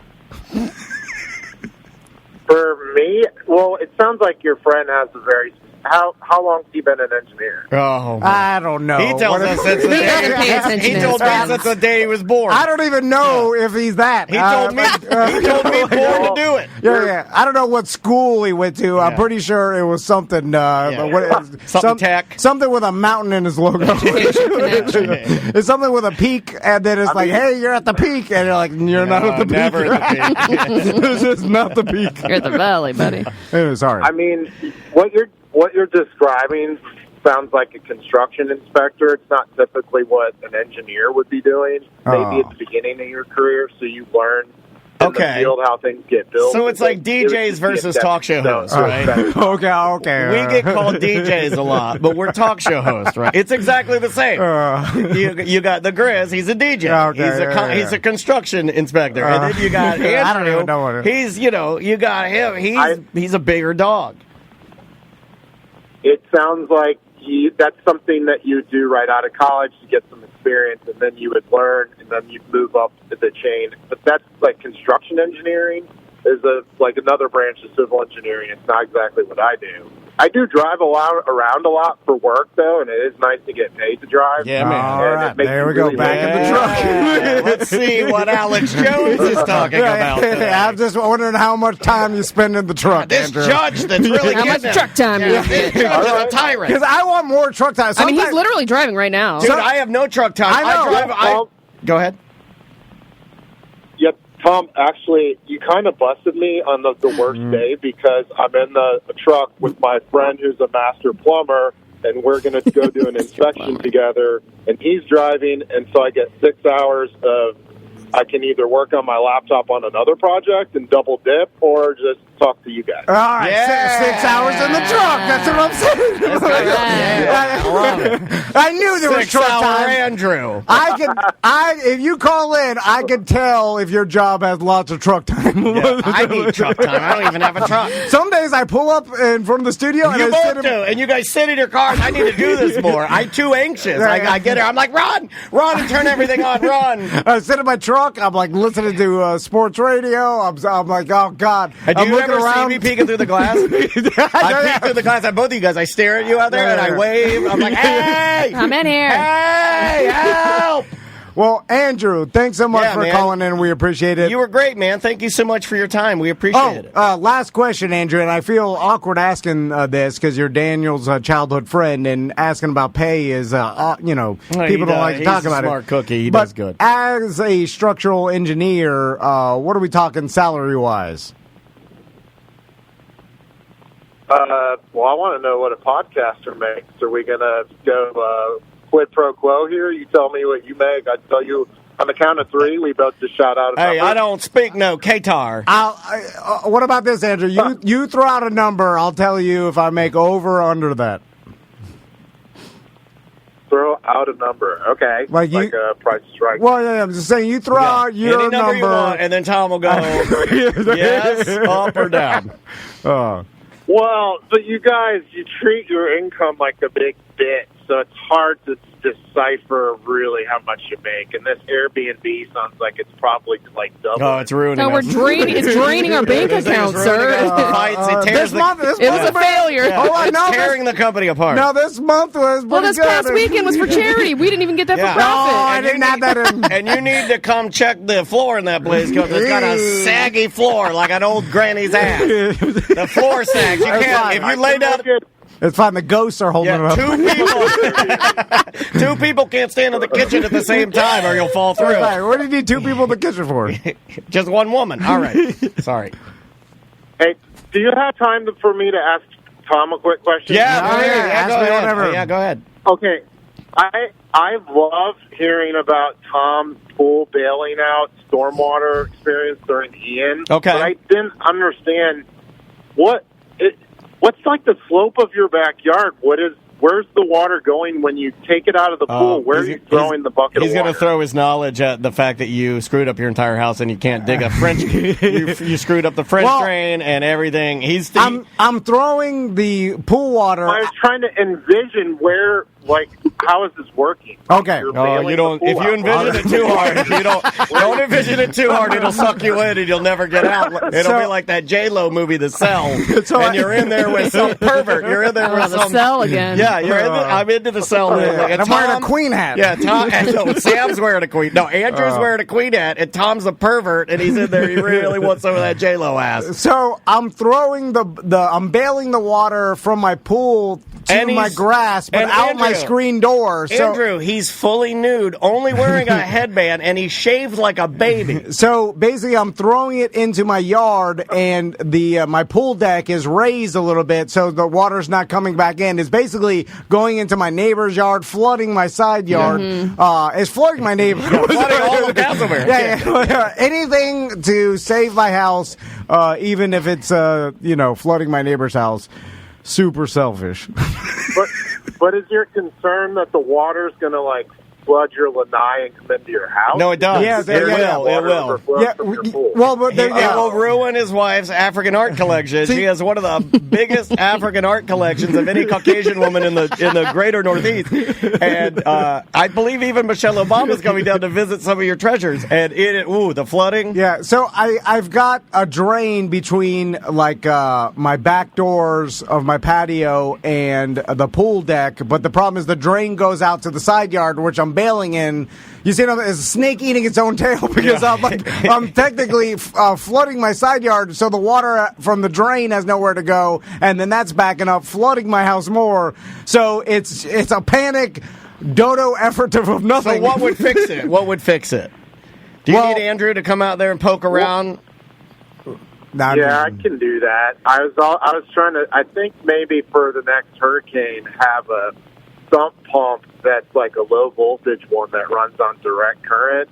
Buy yourself a marine battery as a backup, so you have a pump that runs off a battery that you don't have to worry about. I see the hamster in Tom's head literally loading guns. He's strapping knives on. He is ready to do this project. I don't even low voltage sump pump with marine battery. I don't even buy marine batteries for my boat. I run straight out of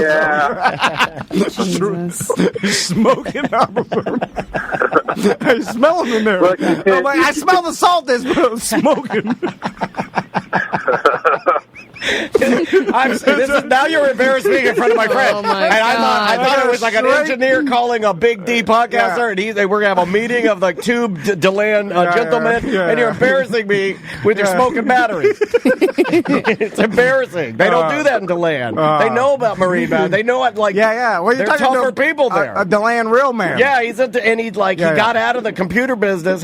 You're embarrassing me. Yeah. I'm from Florida too, but South doesn't Florida. believe that. He We're doesn't believe- we're flim flam. Yeah, he's like, hey, shim shammery. Any Floridian who says he knows how to salsa dance ain't okay with me. Not a real Floridian. All right, Andrew. Thanks so much for talking to us. We appreciate it. Yeah, guys. We'll. I appreciate the hot drain talk too. Thanks, dude. We'll I like see you, Andrew. man. Later, Andrew. All right, bye, Daniel. See you, man. Bye, See you, Tom. man. Bye, Sam. Take Bye. care. He's a good dude, right? He is good. I grew up with good folks. That's some salt He of the busted earth. my balls. He's trying to help you out he's there. giving I know. me. He will help you if you really want a professional to come and look at it and go, all right, Dick, and you take your plans. You show him like the actual. What do they call that? Where they do where they come out, they do the survey. You give him the survey, and he will look at it and he'll look at the degrees, and he'll be like, "This is your problem. You He need to doesn't do." have any surveyed No documents. I guarantee you, Tom's just going back there. Just dig. You gotta dig here. You gotta dig here. We gotta dig. Everybody dig. yeah. And there's no planning involved, right? Yeah. Well, over the years, I bet he would say, "All right, you got the right idea here." It's the problem is when the emergency is happening. A series of unfortunate events happen. Like I burned the pool pump out. You know what I'm saying? All these things happen. Like, I didn't prep this. The pump's clogged. It's like all these lot of little. Yeah, because like the maintenance is my problem. Like I wait till the last minute. I don't do the yearly maintenance on anything like I should. I don't get out there and clear the things. Chat room says that calling. I never really thought about this. So the chat room sometimes they come in with a poignant thought. And the chat room says if Tom has a professional come over, it will ruin basically what your true love is, which is sort of tinkering around the house, and it gives you that freedom to go out and sorry, got to go out here and dig a hole. If you had it, if it's fixed, then it takes away your tinkering. I feel like. I've had plenty of I don't mind help. Like, it's not that I think I know better. The problem is... I would 100% disagree with both of those statements. Well, I've never You heard never her. ask for help. You hate help. I've never heard Sam jump in quite and you that always fast. think you're better. You always think you're way better. I'm lying. Sam called it right. She jumped in fast. You jumped in fast as hell on that. You're like, excuse me, My God. me, sir. I heard more false declarations in my life. I cannot let you say that, sir. The professional tells me what to do, and then when they leave, You're like, I know could better. probably do it this way. And We try to, Just as you try to good. cut corners a little bit. You try to cut corners a I little love bit. cutting corners. You do. Who Cut likes corner Tommy. Yeah, this guy's circle Tommy. You want to go Snake around? eating its own tail. Yeah, That's all. exactly. No Bingo, corner. bango, bongo. Shim, sham, flim, flammery. Walk the long way around, or just Cut diagonal. Yeah. Right through. Straight across. Just walk right through their grass. It's fine. As the bird flies. Anyway. As the crow flies. All right. He didn't want to say it. He can't even say her blanket name. He can't even say her name. Mine's a bird. Your mind when you're here. I know how the crow flies. Straight to hell. As the bird flies. Welcome back to A Corporate Time. All right, let's hit it. Oh, Canada, home of George St. Pierre. Tom's Pop called it Gay Mexico. I still laugh at Gay Mexico. I don't think they say that. There we go. Hey, Canadian Josh is here, everybody. Hey, everybody. I am back. I've been off for a while. I'm happy to be back because you guys are doing hockey stuff. So we'll say this is brought to you by the Orlando Solar Bears. Go to OrlandoSolarBearsHockey.com/Tom and Dan. Come join me December 16th in Section 118. There you go. Yeah, Love it. hell of an endorsement. Yeah, that was really I like good, that. man. Canadian Josh is coming for the December 16th Solar Bears game, and he'll be with us. So, Josh, do you tell other, your Canadian friends you're going down to Orlando to watch hockey? No. I feel like that's like me flying up to Canada to watch football. You know what I'm saying? I think I agree with it. Yeah. Or like Gator wrestling But in they're like, Canada. Tom Brady plays 45 minutes away from you. Why are you flying to Canada to watch Canadian football? Do they give you hell for that? Yeah, a lot of people find it very hard to believe. I mean, that they know there's hockey in Florida, obviously, because of the Lightning and the Panthers. But yeah, a lot of people do find it hard to believe that there's actually hockey in Florida, in Orlando. And it's real. But, I think most of the players are still Canadian. That's true. Yeah, they are. A lot of them are collegiate, from what I understand, Canadian, younger, transitioning, coming back from injury. The ice skating element of it, it's just, it makes sense that you're going to be a better ice skater if you live up north, rather than growing up in the south. You're probably going to ice skate less growing up, and that's what you need to do to become a great hockey player, is just have that foundation of insane ice skating ability. Ice skating is also one of those things that's like, if you do it, I mean, you could be made fun of it for doing it, but you also don't have to be made fun of for doing it. Like, if you are a hockey guy and the best skater, then you're not made fun of. But you could be made fun of if you were like a young man and you're doing figure skating. Yeah, it's a large spectrum of skating. There's a bunch on there of people who skate. You've got the hockey guy with missing teeth that will punch your face off, that can skate. And you got, what was that guy's skater. name? Nathan Chen, or I forget, he was phenomenal in the Olympics. What's the guy that now judges? And he's very flamboyant. Weir. Is it something I don't weird? know. I don't know nothing about figure skating. Johnny Weir. Johnny Weir. Yeah. Anyway, Josh, what do we got? Is he Canadian? No, you should know Johnny Weir, though, Sam. He's awesome. He's crazy. Yeah, it's great to see you guys are doing so good with the ticket sales. I do have 2 extra tickets on the 16th. My brother and his husband were supposed to go, but they can't make it now. Chungus Norm might need the ticket. He's going to confirm with me. So, just hit me up on Facebook or whatever. If anybody does need tickets, I do have 2 extras. And I can answer questions. I can explain icing. Do we still call him Chungus? No. Really fat, right? No, that changed. I don't think he's Big Fat Norm anymore. Yeah. He lost all his weight. Yeah, he's like Svelte Norm. Yeah, I'm joking. Yes, and speaking of weight loss, Tom, that's a perfect segue. We have to rewind a little bit. I've been off for a while, and we have to discuss the Healthy Wage Challenge. I lost. I owe you $100. Yeah, I knew it. Is that going to be American or Canadian? Let's do double or nothing at the hockey game for a stunt. This shouldn't make me so happy, but he's coming to town. You could do a double or nothing tattoo stunt. Why is tattoo? I don't know. Why not? It's 90s. I'm in the 90s. The double or nothing. I was $200 or nothing, not tattoo or nothing. No, it's $200, or he can choose to get a tattoo on his rectum. Here's why I like these bets so much is because when you start these, hey, I'm going to change my life, I'm going to lose some extraordinary EJ's amount of weight. done so many of these. Oh my god! The person has so much hope, right? Yeah, and then they really do. And then, although I could tell with Canadian Josh, Josh. He didn't have a lot of hope. No, he did. I think he had confidence. I think he knew he screwed up. No, if we weren't so lazy, we can go back to the tape. He was so confident that he was going to win, and he knew he was like, "I'll show you, Tom." And I knew in my heart of hearts that it's the house. The house is going to win. It'll never happen. I love betting against hope. Hope is the what will lead you astray and lose all bets.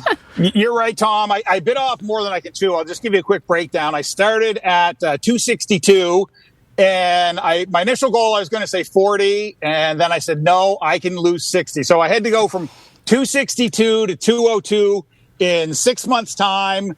Yeah, part of me did know it was a mistake. So anyway, I'm now 220. All right. So I lost like 42 pounds. At one point, I was down as low as 217.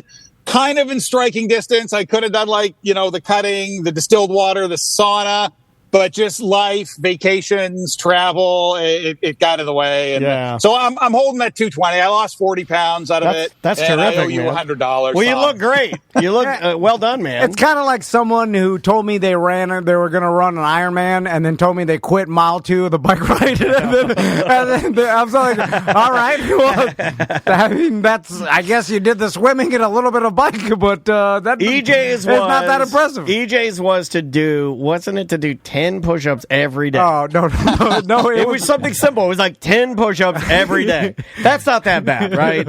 I think most people can do 10, and he said, you'll watch, I'm going to do, I think I'm getting this right. This was years ago. I think it was when we first got in the studio, so like 6 years ago. And he said, I'm going to do 10 push-ups every single day, starting today. Yeah. And he did it like 5 days, and then he forgot it. He forgot about it. Somehow it ended up being negative. Have you ever seen a negative push-up? He did it. All right, Josh. What do we got today? Yeah. So let's talk drugs. You guys have been talking. Well, speaking of drugs, I can't bring weed with me. So, anybody, just let me know. Canadian Josh is going to need to hook up there. Why can't you? And why is Trudeau? Government. Why is Trudeau giving out all the Chinese secrets? You could bring. I don't know about coming back in the United States. Yeah, I know. Like when I came back from Dominican, you guys said I was being a pussy because I was too afraid to bring edibles with me there. Well, yeah, but that's the federal government. Customs and Border Patrol, that's still illegally at the federal level with you guys, right? Yeah. Well, if you put it in, if you got some pills, you got to put it in your wife's, Advil makeup. bottle. You put it in her tampon bag. Yeah, you put it in her tampon bag. You put it in there. Okay. And then you blame it on her. Let's be honest here. Okay, so I understand going into the United States a lot sketchier than going into another country, but let's say you're coming into the United States, you get some weed pills, right? Now most dispensaries, Canada, whatever, have capsules or whatever, and then you put those in an Advil bottle and you put it in your DOP kit. They'll never find it. Are they? I mean, no. Drug sniffing dog. I guess the drug sniffing dog could sniff it. Yeah, but they're not gonna. They're gonna scan it. They're gonna see it's Advil, and they're gonna move on. It's not a bale of weed. Yeah. Move on. But I guess if they have the dog there and it sniffs your suitcase, they will take it apart. And I don't think they always do. But are they going to test the capsules in your Advil bottle? No, I don't. I honestly believe they're looking for a large amount. They're looking for I don't even think they're looking for weed anymore. Yeah, I don't think they're looking for weed anymore. Fentanyl and heroin and cocaine. Yeah. And they're you said that like you use it. You're like fentanyl. Fentanyl. But it's like people that live in a certain area and you have to say it that way. I too, in the back of my mind, am thinking, well, what if that one scenario where you get the nerd custom agent that's trying to prove a point, and then it's all right, we got a wise guy here, room 2, and it's not even.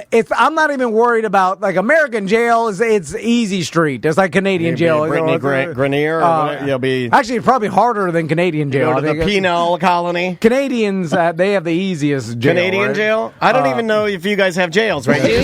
They just put have tremendous jails, the best jails. Do you really? I thought you guys just put people in a field and let them kind of, chill out for a little bit. It's about your wife yelling at you, and wife, she'll divorce you. If you leave her and the boys stranded in customs, and you're getting tased in some, or if you're getting a cavity check, you're giving a cavity check in there. My kids. When you come out, I feel confident you're getting divorced. Yeah, that's the biggest problem because I'm going to be with my oldest son. So then it would get into a a child. What they do? He's 17. I don't even know. What he's basically an social adult. Services. Yeah, I mean, yeah. So and the dog, like you said, Tom. That's my biggest concern if the dog comes sniffing. So this could all be solved real easy. Somebody, hit me up. Let me know. I had gummies on me at a cruise terminal, and the dog went right by me. Nothing. Yeah. Well, I heard I smoked weed with a jug dog from someone. I think I got an email and said all those dogs are bomb dogs. Like, he's like if no, son, these some bomb ass dogs. He's like if we had weed dogs, they would be nonstop hitting on every single bag because everybody has some traces of weed or had something in there. Like blow the weed smoke on their clothes. Like the dog would be never ending pointing at every bag in the damn terminal. So it's like we're looking for bombs. But the problem is the wife yelling. I mean, it all comes back to the wife divorcing you in the airport. Oh, it'll be bad. And then you got to go to sit in jail. Do you let them continue to go to the Bahamian paradise and you just sit there sad? Oh, well, my wife screamed. She's like, well, I'm going to leave to Hawaii without you. Yeah. No, she told me, she's like, I'm leaving to Hawaii without you if they find this stuff. And then I was like, they'll never find it. You know what I do? I'm like, while I'm in line, this is how vindictive I am. Yeah. Okay, you say you're going to leave to Hawaii. While I'm in line, I lock the bank accounts from my phone. Okay. You want a D out? Let's have a D out. You want to do it here? You want to do it right here in MCO? I don't even know. Because that's what it's not OIA. You want to do it right here in MCO? Let's do it. I can't even get into my bank account. So, like, I have no idea. I've never even looked. I don't know how to go into them. You lock them out. I don't know what passwords they are. You got to lock her out. What's next, Josh? Okay, we're going to stay on drugs because I had sent you guys something on mushrooms. Samantha wanted me to go to jail too again because she wanted me to bring her. I didn't want you to go. Just don't get caught. Well, but still, it's a Schedule 1 drug, so I'm not going to bring you Shroom Sam. But you guys have been talking, a lot about microdosing. I feel like you could gag a condom full of mushrooms down, and then I'll put. I'm not eating those mushrooms. And then I'll put it's inside the condom. It's inside the condom. Put it in 2 condoms, and then I'll put a trash bag in a bucket in my car. I have a Expedition 3-row seating, and you could poop in it. Yeah. Then we won't go through with our hands. We'll smush it up with a stick. Use a hose. Okay, hose off the condom. And then what you do is you use barbecue tongs to hold the condom up, and then you cut the knot. Oh, yeah. And then all the mushrooms fall come out. Okay. Yeah. Then you make a tea. Yeah. That's a lot. This is a long way to go. You're like, this was in It's like maple syrup. You're just like, oh, God. I feel like someone else has to do that part. Yeah, I can't be around it. I can't do that part and then eat the mushrooms after. I can't look at you. You can't be stirring the pot of mushrooms. And I'm like, I know where that came from. And then I look at the trash, the condom's in there, and I'm like, oh, man. We don't talk about this. Yeah, you're allowed. Can you throw it up like Steve-O instead of yeah. Anyway, let it sit in your esophagus. Sorry. Sorry. Next up. Move on. Sam, sorry, I won't bring you any mushrooms. But you guys have been talking a bit the last couple of days about microdosing, and let's talk about that because I microdose psilocybin. I have been doing it for over a year now. So ask me anything about microdosing. Do you find that, I'm a troubled anxiety man, you know this. Have you noticed that it is a kind of because I've heard from other people, is it like a night and day difference? Has it really helped you with your anxiety? It has helped me immensely. Like I have a PTSD diagnosis from, years as a paramedic. Man. And so microdosing combined with mindfulness, meditation, Dan, all the things you were doing. Yeah, I've been doing it. Like I said, over a year. And the idea with microdosing is it's to be sub-perceptual. Okay. So like you're not supposed to get high. You use 1/10 of a trip dose. So a standard trip dose, a fine mushroom trip, you're looking at about 2 grams. So I take 200 milligrams every 4th day. So it's not an everyday thing. It's every 4th day? Yeah, every 4th day. So the protocol, it's a psychiatrist by the name of Dr. James Fadiman. He's great. And if you would go to microdosinginstitute.com if you guys want to get information on it. Yeah, and he's got the whole the protocol. So it's 1 day on, 3 days off. That keeps you from building up a tolerance. And there's a great book by Michael Pollan called How to Change Your Mind. And it's the best analogy he uses when it comes to the therapeutic benefits of psychedelics is look at your thought processes in your mind as like ruts in a ski hill. Like when you're skiing, the ruts get built. And kind of the theory with microdosing, just to simplify it, just kind of smooths those ruts out, right? Kind of like a Control Alt Delete on your mind. Can you smooth out my dimpled ass?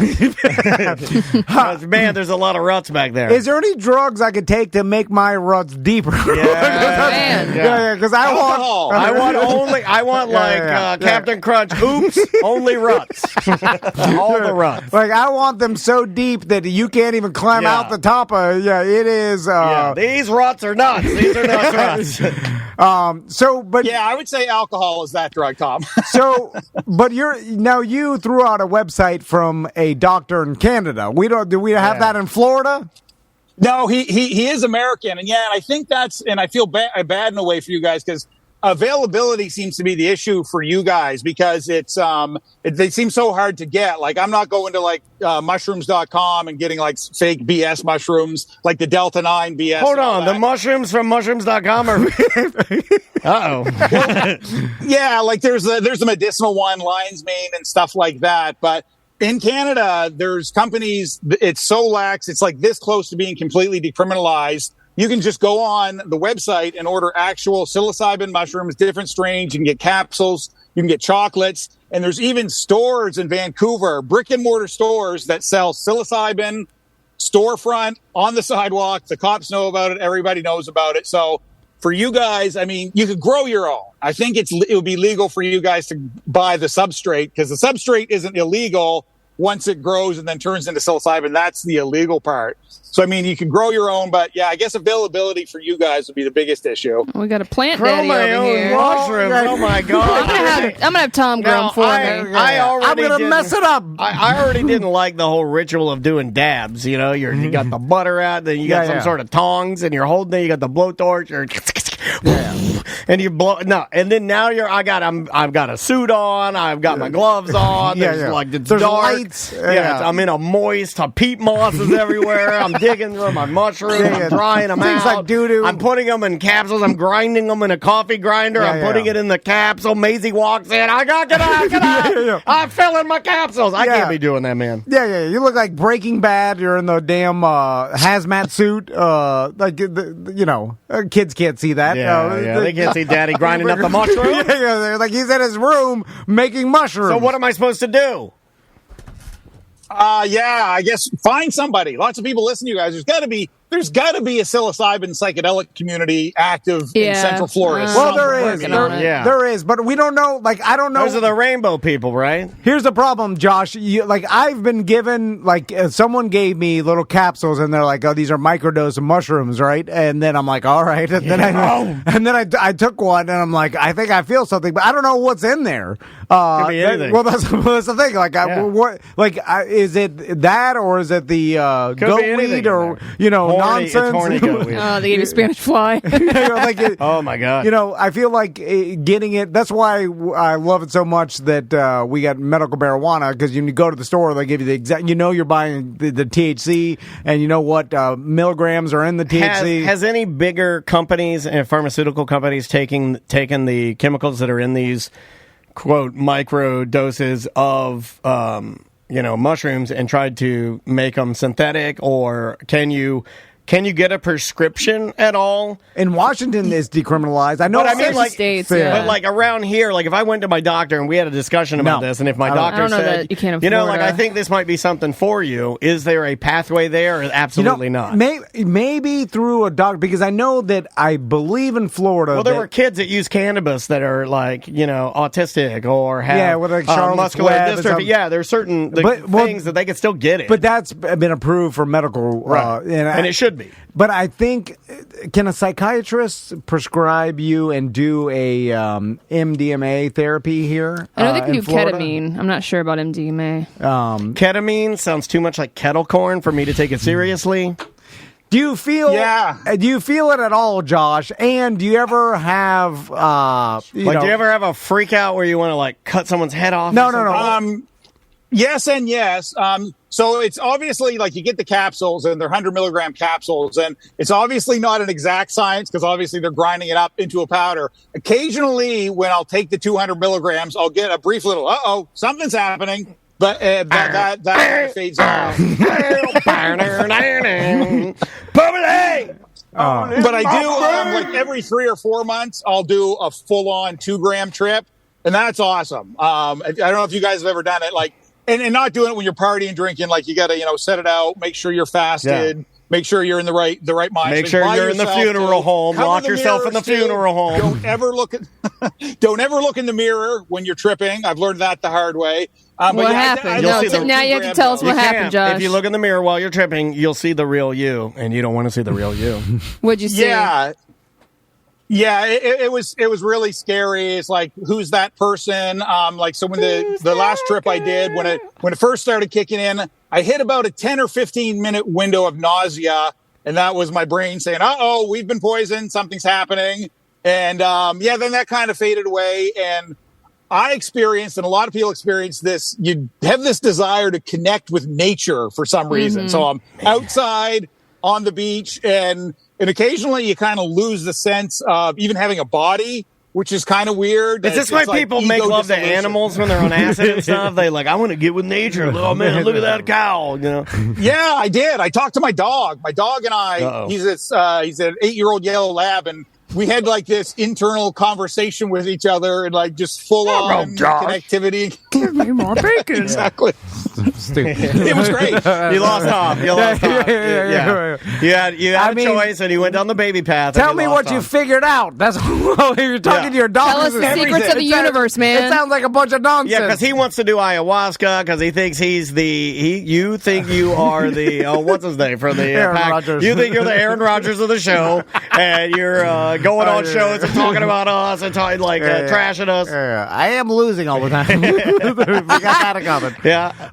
It does, man. You do get you feel like this, you just get this. I get it. I understand everything. Words can't really express it. But what if you already have that? What if I already feel that way? Oh, you're good then. You're fine. Okay. Hey, all right. The one that we got to try, and I think everybody should try it, again in this book, How to Change Your Mind, I read. Have you guys heard of 5-MeO-DMT? That is the big boy, the toad venom. That is my next goal.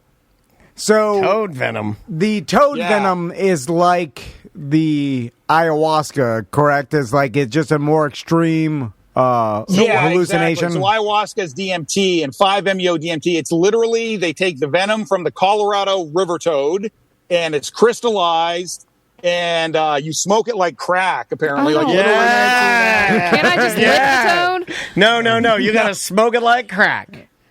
Yeah, so you need to you smoke it like a rock, and the effect apparently is instantaneous. And the guy in the book, Michael Pollan, he described it as instantaneous rocket ship.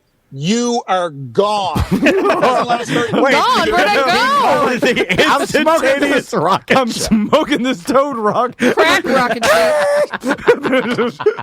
That's scary, man. But it feels like that. But what are you doing? You're naked out in the middle of the street. You're crapping your pants all down your legs. No, it's just, I don't want to be that. Sounds scary to me. Terrifying. It does sound very scary. Smoke this toad crack rock. Yeah, I'm not even going to be able to light it. I'm going to be, my hands will be shaking. I won't even be able to light the crack.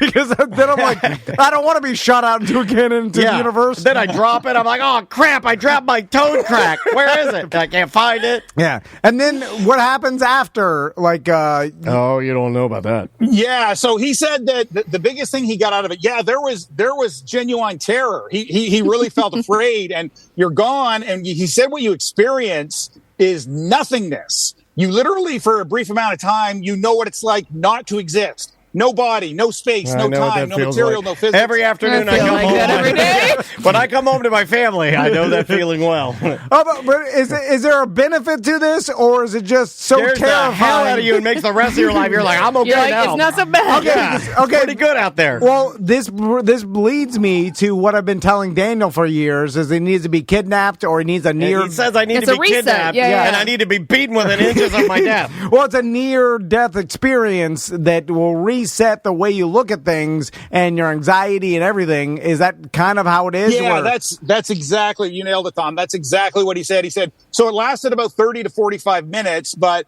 after a while he started getting the sense of space and time and having a body again, and came back. And so he said he knows exactly what it's like to experience non-existence. and the immense gratitude for actual existence and consciousness afterwards. That's the therapeutic benefit. You go to the edge, and then you're just grateful to be here after that. That's kind of what that's what I was saying. Yeah, I'm not. I think Daniel would get something positive out of this because I do too. Because I think it would knock your anxiety down a peg, right? Like your I'm natural willing to try anxiety. But it's terrifying. It sounds absolutely well, he terrifying. likes to ride the lightning. I do like to ride the lightning. What if it's my natural state? What if I get in there and I'm like, stay on the oh lightning. my God, what if I become the Cell with Jennifer Lopez? And I'm trapped in there. Or the lawnmower man. Lawnmower man. I'm more lawnmower Dan. The lawnmower Dan. And I'm just, oh man. Has there anybody ever like been seriously hurt or like not been able to recover from something like this?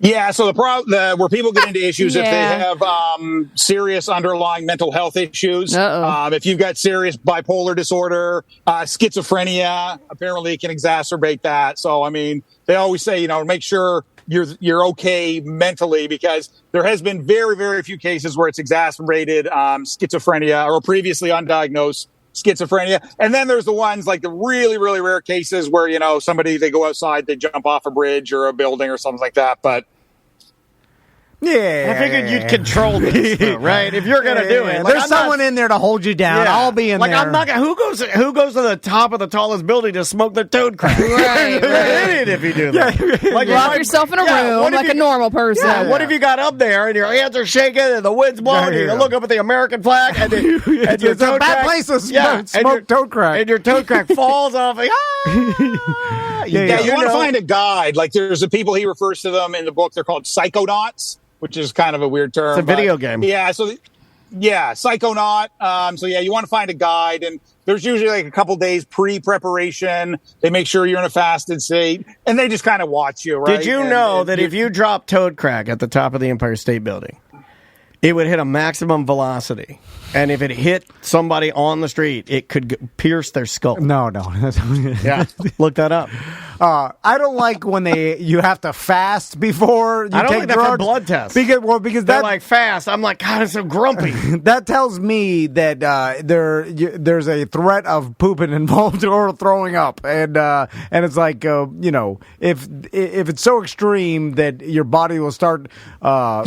This is poison. Yeah, nobody wants to do it's that. It's scary, but I could see how it would reset, and I've seen a lot of people talk about how it resets their PTSD and it fixes their anxiety problem. Now, if you're fine and you do it, can it give you PTSD? Does it work both ways? I hope not. No, it's worked for me. Because I feel like you could, because imagine if you had like a great life. If Andrea did this toad crack, scariest thing she'd ever done. If she took 1-2 to toad crack, blew her hair out. Like it would literally. I don't know what would happen to her. Yeah, because she's never. But she's tough. She's tough. Yeah, but this would be the scariest thing she's ever gone through. Or maybe being married to me is scarier. Okay, all right. Yeah. I mean, can you respect the show and turn your garbage off? God, man, what are you doing over radios, there? I got phones. What are you doing over there? I'm hiding in a parking lot at work. So, all right, Josh. Well, I'm looking forward to seeing you, man. I can't wait for hockey. We'll see you in December. I can't wait to give you guys big hugs when I'm in next month. Are you going to bring us anything from Canada? Any trinkets? Well, I owe you $100, and I'll be bringing all the. Wait, bring me $100 too. I want $100. Well, you know better, Mike. Well, I know he's bringing the stuff from Canada. And I'm not getting any condom Tim Hortons. What do we want? Whatever. I like a good maple syrup. I do love a good maple syrup. Give me some Canadian ham or whatever. Canadian? You don't want to ask for that. I know what the Canadian ham is. You're not ready for that. Anything else to plug, Josh? No, hopefully see you guys on December 16th at the Solar Bears game. I got 2 tickets. Hit me up if anybody wants to sit with me. All right, buddy. We'll see you soon. Be careful out there, okay? All right, love you guys. Bye. Love you too, man. Be good. That is Canadian Josh live from his car. All right, we'll take a quick break. We'll be right back with more Corporate Time.